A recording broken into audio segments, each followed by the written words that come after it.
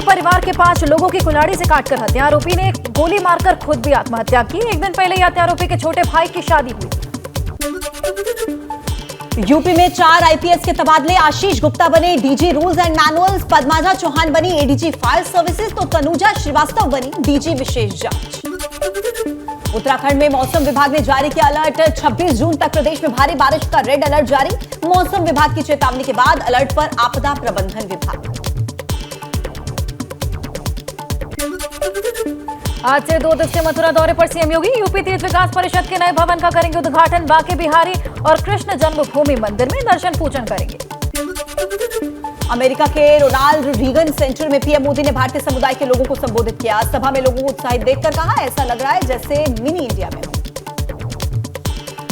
कार्यक्रम से पहले पीएम मोदी का हुआ अभूतपूर्व स्वागत। वहां मौजूद लोगों ने वंदे मातरम और भारत माता की जय के नारे लगाए। रोनाल्ड रीगन में भारतीय समुदाय को संबोधित करते हुए पीएम मोदी ने ऑस्कर विनिंग गाने नाटू नाटू का भी जिक्र किया। कहा, आपको गर्व होता है जब नाटू नाटू पर दुनिया थिरकती है। पीएम मोदी के संबोधन के दौरान लोगों में भारी उत्साह दिखा। लोग अपनी सीट से उठकर तालियां बजा रहे थे और पीएम मोदी के भाषण का समर्थन कर रहे थे। पीएम मोदी ने H-1B वीजा को लेकर एक बड़ी बात कही। कहा कि अब H-1B वीजा को रिन्यू करने के लिए अमेरिका से बाहर नहीं जाना पड़ेगा। अमेरिका में रहते हुए ही वीजा रिन्यू हो जाएगा।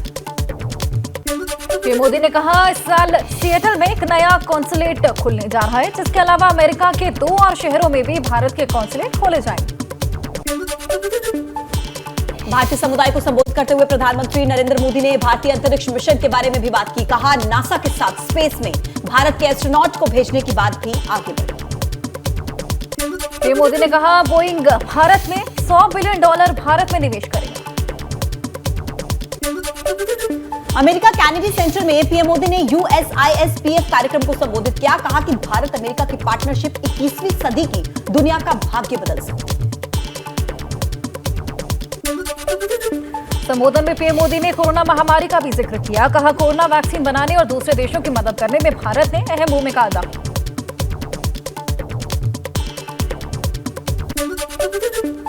भारत में निवेश को लेकर पीएम मोदी ने कहा, पिछले 2.5 साल में अमेरिकी कंपनियों ने भारत में $16 बिलियन से ज्यादा का निवेश किया है। जब भारत मजबूत हुआ तब विश्व मजबूत हुआ। पीएम मोदी ने भारत को लेकर कहा, हम अपने देश के गरीबों को सशक्त कर रहे हैं। आज भारत विश्व की 5वीं सबसे बड़ी अर्थव्यवस्था बन चुकी है। पीएम मोदी ने कहा, भारत की कंपनियां ग्लोबल बन रही हैं। हम खेत तैयार कर दिया है, जो खेलेगा वही खिलेगा। पीएम मोदी ने बार बार भारत और अमेरिका की पार्टनरशिप पर भरोसा किया। पीएम मोदी को अमेरिकी राष्ट्रपति जो बाइडेन की तरफ से मिला खास तोहफा। उन्होंने एक खास प्रिंट वाली टी-शर्ट भेंट की, जिस पर लिखा है AI।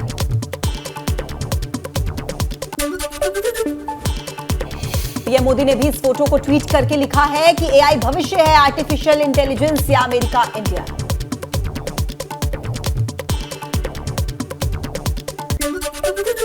हाईटेक हैंडशेक से शुरू हुआ था कार्यक्रम। स्टेट डिपार्टमेंट की ओर से लंच का कार्यक्रम। पीएम मोदी ने दोनों देशों के संबंधों को और मजबूत करने पर जोर दिया। पटना में महामंथन के बाद विपक्ष के दिग्गजों की हुंकार। 2024 में बीजेपी के खिलाफ साथ मिलकर लड़ेंगे चुनाव। पटना में हुई बैठक, लेकिन निकला नहीं कोई भी ठोस फॉर्मूला। अब अगली बैठक जुलाई में होगी। केंद्रीय मंत्री धर्मेंद्र प्रधान का विपक्षी एकजुटता पर निशाना। कहा, कथित विपक्षी एकजुटता का शगुफा सिर्फ काट की हांडी है। आखिर में आपसी फूट में का अंत होगा। विपक्ष की बैठक में बीजेपी के खिलाफ सिर्फ एक उम्मीदवार होने की बात पर चर्चा हुई। इस मुद्दे पर क्षेत्रीय पार्टियों की राय अलग दिखी। केंद्रीय मंत्री अनुराग ठाकुर ने विपक्षी एकजुटता पर कसा तंज। ट्वीट कर लिखा, 2024 के चुनाव से पहले नाटक मंडली इकट्ठा हो रही। जम्मू कश्मीर के पूर्व मुख्यमंत्री अमर अब्दुल्ला ने कहा कि देश को बर्बादी से बचाने के लिए एकजुट हुआ है विपक्ष। जम्मू कश्मीर की पूर्व सीएम महबूबा मुफ्ती ने कहा, गांधी के देश को गोडसे का देश नहीं बनने देंगे। बीजेपी देश में आरएसएस का एजेंडा चलाना चाहती है। विपक्षी दलों की बैठक में पहुंचे राहुल गांधी का बड़ा बयान। देश बचाने के लिए कांग्रेस बलिदान देने को तैयार है। पटना में मीटिंग के बाद नीतीश कुमार ने मोदी सरकार पर बोला जोरदार हमला। कहा, बीजेपी संविधान भी बदल देगी। विपक्ष की मीटिंग के बाद कांग्रेस अध्यक्ष मल्लिकार्जुन खड़गे ने कहा, 10 से 12 जुलाई के बीच फिर से मिलेगी पार्टी। कांग्रेस नेता राहुल गांधी ने कहा बीजेपी और आरएसएस देश की नींव पर कर रहे आक्रमण, अगली बैठक में और गहराई तक ले जाएंगे चर्चा। विपक्षी दलों की बैठक के बाद बंगाल की सीएम ममता बनर्जी ने कहा जो भी पटना से शुरू होता है वो जन आंदोलन का रूप ले लेता है। पटना में विपक्षी पार्टियों की बैठक पर केंद्रीय गृह मंत्री अमित शाह का तंज, बोले पटना में चला फोटो सेशन। विपक्ष की बैठक को बीजेपी नेता सुशील मोदी ने बताया फेल, ऐसी मुलाकातों से नहीं होगा मोदी को नुकसान। पटना में हुई मीटिंग में सीपीआईएम नेता सीताराम येचुरी ने कहा कि मोदी जी के देश में गोडसे और विदेश में गांधी जी को मानना अब नहीं चलेगा। एआईएम चीफ असदुद्दीन ओवैसी ने कहा कि विपक्ष बताए जिस बैठक का हिस्सा शिवसेना है क्या वो सेक्युलर हो गए हैं। विपक्षी बैठक पर केंद्रीय मंत्री नित्यानंद राय ने कहा जनता का भरोसा पीएम मोदी के चेहरे पर, विपक्षी नेताओं के कहने और करने में फर्क। गोरखपुर के रामगढ़ताल रोड स्थित कई साल से बंद पड़े वाटर पार्क पर चला बुलडोजर, पहले खत्म हो चुका है वाटर पार्क का करार। बदायूं में मृतक के परिजनों ने किया प्रदर्शन, बरेली के निजी अस्पताल में उपचार के दौरान बुजुर्ग व्यक्ति की मौत हुई थी, सिविल लाइन थाना क्षेत्र का मामला। होमे घर में सड़ी गली लाश मिलने से हड़कंप, शव की नहीं हो पाई शिनाख्त, शेख दामपुरा मोहल्ले का मामला। बड़कोट पोंटी मोटर मार्ग पर 108 आपातकालीन सेवा हुई दुर्घटनाग्रस्त, वाहन में 2 लोग थे सवार, दोनों को अस्पताल में कराया गया भर्ती। रगे शमशाबाद क्षेत्र में ट्रैक्टर ट्रॉली बेकाबू होकर पलटी, हादसे में 3 लोगों की मौत, 11 लोग घायल हुए, शादी कार्यक्रम से लौट रहे थे सभी लोग। संभल में बारात चढ़ाई के दौरान हुआ हंगामा, 2 लोगों ने दूल्हे के गले में लटकी रुपयों की हार को तोड़ दिया, हार तोड़ने के बाद बारातियों से मारपीट हुई, थाना हजरत नगर गढ़ी के बराही गांव का। कुशीनगर में कीटनाशक पदार्थ खाने से युवती की मौत, पारिवारिक कलह के चलते कीटनाशक पदार्थ खा लेने की बात सामने आई, हिरोहिली बाजार थाना क्षेत्र का मामला। गोरखपुर में दिव्यांग महिला की हत्याओं के मामले में आरोपी गिरफ्तार, पुलिस की पूछताछ में आरोपी ने कबूला अपना गुनाह।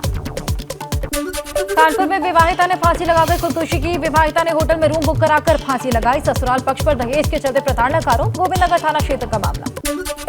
कन्नौज में जिला अस्पताल की बड़ी लापरवाही आई सामने, महिला का बेड से बांधकर इलाज करने का आरोप, अस्पताल स्टाफ महिला को मानसिक रूप से दिव्यांग बता रहा है। फतेहपुर पहुंचे केंद्रीय मंत्री साध्वी निरंजन ज्योति ने आदि पुरुष फिल्म का विरोध किया, कहा फिल्म बनाने से पहले हिंदू धर्म की संस्कृति का ध्यान रखना चाहिए। 25 जून को मेरठ के विक्टोरिया पार्क में जुटेंगे भाजपा के दिग्गज नेता, महाजनसंपर्क अभियान को लेकर होगी जनसभा। आज कुशीनगर दौरे पर आएंगी केंद्रीय मंत्री स्मृति ईरानी, पंडरौना में करेंगी महासंपर्क rally, deputy CM Brajesh Pathak मौजूद रहेंगे। कुशीनगर में अवैध रूप से संचालित गेस्ट हाउस पर पुलिस और तहसील प्रशासन की छापेमारी, पकड़े गए कई युवक और युवतियां, राज गेस्ट हाउस को किया गया सील।